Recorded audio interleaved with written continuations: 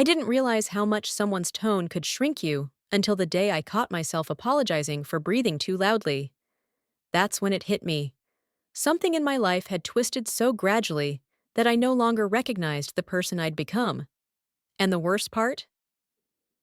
It all started with tiny moments, those small dismissive gestures you talk yourself out of noticing. Most days, my life was pretty ordinary. I worked early mornings at a local bakery, came home smelling like sugar and burnt crust, and tried to keep the little rental house I shared with my cousin, Mark, from falling apart. We'd grown up close, so moving in together felt natural. He needed a place after a bad breakup. I had a spare room. It seemed simple. At first, it actually was. He paid his half of the rent, helped with groceries, and even fixed the wobbly kitchen table. But then little things started slipping. He'd leave dishes piled up because you're better at it, or he'd walk past overflowing trash like it wasn't there. Nothing dramatic, just enough to make me wonder if I was overthinking it. Then came the comments. Subtle, offhand remarks about how I was too sensitive, or making a big deal out of nothing. Whenever I asked him to pick up after himself, he'd sigh like I'd ruined his whole week. If I came home tired from work, he'd joke that I only played with dough all day. So what did I have to complain about? Those weren't jokes. Not really. Not when they kept coming. He began inviting friends over without asking, sometimes late, sometimes loud, sometimes both.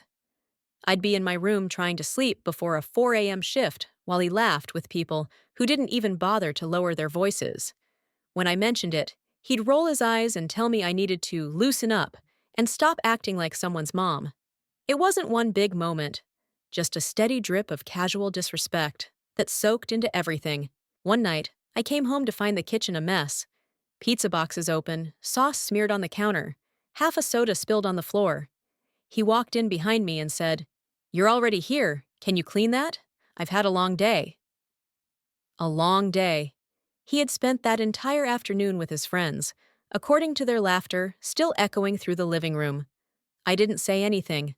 I just cleaned in silence while he scrolled on his phone, sitting at the table with the soda can tapping against the wood every few seconds. That tap, tap, tap drilled into my nerves. Not because it was loud, but because it was careless. It said everything his words didn't. After that, he stopped pretending altogether.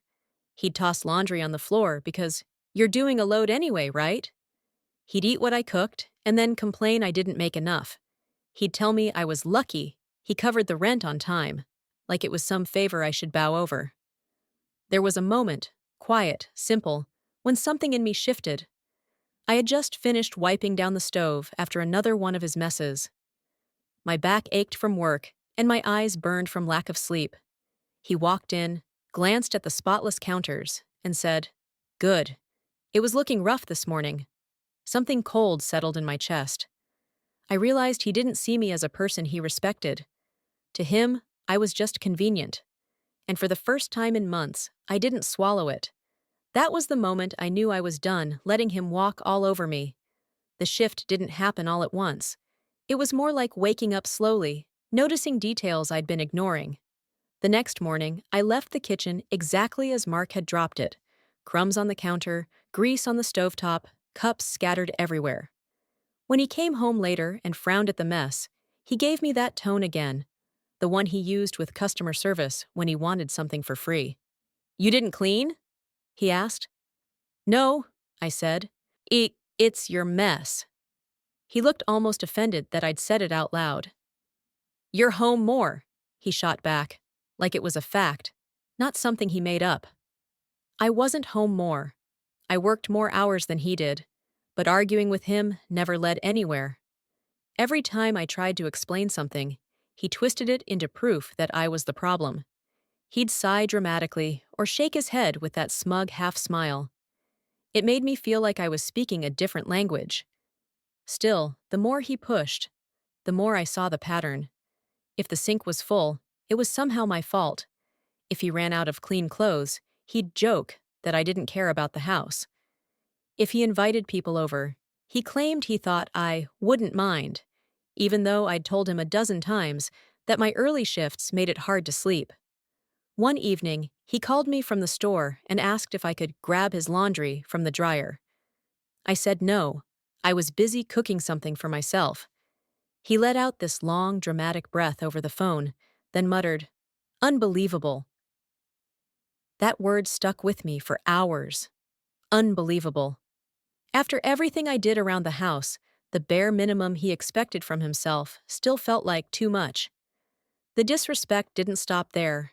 He started making comments about my job again. If I came home tired, he'd say things like, "It's bread, not brain surgery."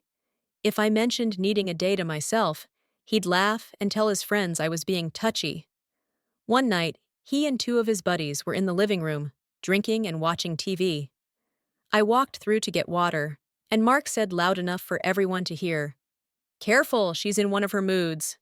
His friends chuckled. That little laugh cut deeper than I expected. I wasn't mad. I was tired. Tired of being the punchline in my own house. I went to my room and closed the door. My hands shook a little, not from fear, but from something colder, something steady.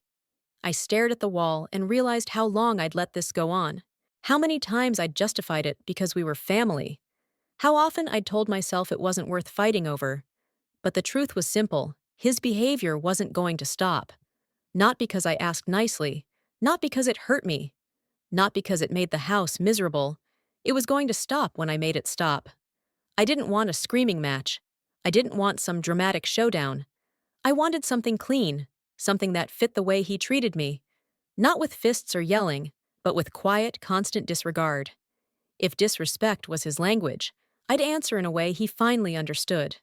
That night, lying in the dim glow of my bedside lamp, the plan started forming. It wasn't flashy or cruel, just precise. Fair. A way to make him face the consequences he'd been dodging for months. For the first time in a long while, I felt calm. And by the next morning, I knew exactly what I needed to do. My plan started with the one thing Mark never paid attention to: responsibility. Not chores, not shared space, not basic respect. None of it existed in his world unless someone else handled it. So instead of confronting him, I simply stepped back and let reality catch up to him. The first step was the house. I stopped cleaning anything he touched. If he left dishes in the sink, they stayed. If he tracked mud across the floor, I walked around it. If he left trash on the counter, I pretended it wasn't there. Within a week, the place looked like a bachelor pad in a sitcom, except it wasn't funny when you were the one living in it. He complained, of course.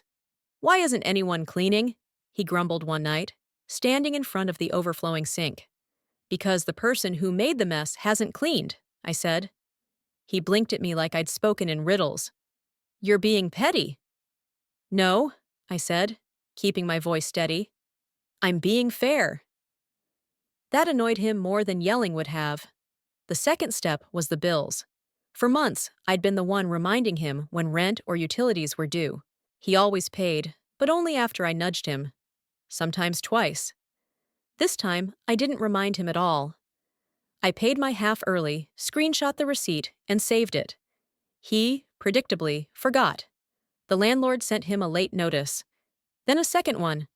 When Mark confronted me about it, waving the paper like I'd set him up, I told him the truth. "I'm not your alarm clock," I said. "We're adults. It's your job to keep track of your part." He opened his mouth to argue, but nothing came out. He wasn't used to being held accountable. The third step was documenting everything, not to be dramatic, but because I knew how he operated. He twisted things, minimized them, spun them in whatever direction made him the victim. So I kept screenshots of messages, photos of his messes, notes of what he did and when he did it. I didn't plan to expose him to the world. I just wanted a clear record in case things blew up later. The final piece of the plan came together almost by accident. One afternoon, the landlord called while Mark was out. They mentioned they'd be raising the rent at the end of the lease term and wanted to know if we planned to renew. I asked a few questions, kept the conversation friendly, and got one crucial piece of information. Mark's name wasn't on the lease, only mine. He'd never bothered to check. I sat with that for a long moment, the phone warm in my hand. Suddenly, everything shifted. I didn't need to fight him. I didn't need to argue or prove anything. I had the power to end this quietly, cleanly, and completely. When Mark got home, he stomped around the kitchen, muttering about how nobody respects the house anymore. I watched him for a moment. Messy hair, beer can dangling from his fingers, crumbs already falling from the sandwich he'd tossed together. He acted like the house belonged entirely to him, like I was just an inconvenience he had to tolerate. He didn't notice me standing there. He didn't notice anything unless it served him. That night, after he went to bed, I pulled out the lease, read it again, and drafted a short message to the landlord confirming that I would not be renewing. They responded in minutes. Understood. The next morning, I woke up early, made myself breakfast, and sat at the table with a quiet, steady sense of clarity. Mark shuffled in eventually, half asleep. "You didn't buy more coffee?" he asked, irritated. "No," I said. "I'm moving out in 3 weeks." He froze. "What? You can't just—" "I can," I said softly, and I did. Watching his expression crumble, not dramatically, just slowly, as reality dawned, was the first moment in months that I felt the ground under my feet again. Mark's shock shifted fast, from confusion to annoyance, to the kind of anger people get when their comfort is suddenly threatened. But underneath all of it, I could see something new. Fear. He wasn't scared of losing me. He was scared of losing the setup he'd built without ever having to admit it existed. "You can't just bail," he said, rubbing his forehead. "What am I supposed to do?" "You can find your own place," I said. "Like an adult." He scoffed, but it didn't land the way he wanted. He looked genuinely rattled, pacing the kitchen while I ate my breakfast calmly.